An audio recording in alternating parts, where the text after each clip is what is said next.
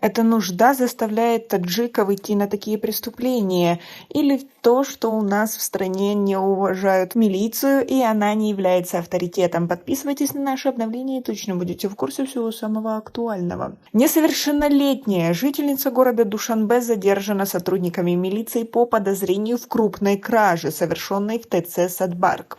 Как сообщает пресс-центр Министерства внутренних дел Таджикистана, в МВД-1 района Шахмансур города Душанбе обратился 24-летний житель столицы. Мужчина заявил, что 24 ноября текущего года неизвестные похитили из его магазина в торговом центре «Садбарк» 2 золотые цепочки общей стоимостью в 20 тысяч самани. В ходе проведения оперативно-розыскных мероприятий по подозрению в совершении данного преступления оперативниками милиции была задержана 15-летняя жительница города Душанбе. По данному факту проводится соответствующее расследование, сообщает пресс-центр правоохранительных органов. Как вы думаете, почему, по сути, ребенок пошел на это? Свои ответы напишите нам, пожалуйста, в комментарии.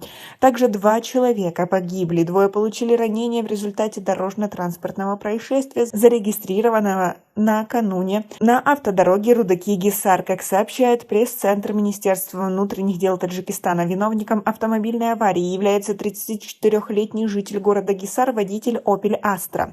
Автомобиль под его управлением выехал на встречную полосу, где произошло лобовое столкновение с машиной Mercedes-Benz под управлением 35-летнего жителя района Рудаки.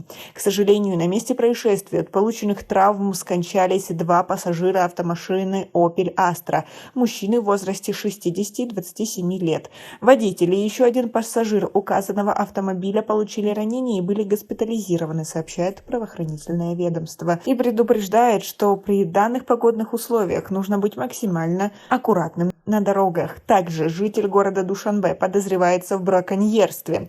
Мужчина занялся незаконной ловлей рыбы, используя запрещенные средства. Как сообщает пресс-центр Министерства внутренних дел Таджикистана, в занятии незаконным промыслом 40-летний житель столицы был увлечен на территории кишлака Эсенбой района Рудаки. Рыбу мужчина добывал браконьерским способом из реки Кафарнихон. При этом он использовал резиновую лодку и электрические провода, чтобы оглушить рыбу. Таким способом ему удалось выловить 1200 штук различных видов рыб. Ущерб, нанесенный противоправным действиями рыболова, оценен в 76,8 тысячи самани.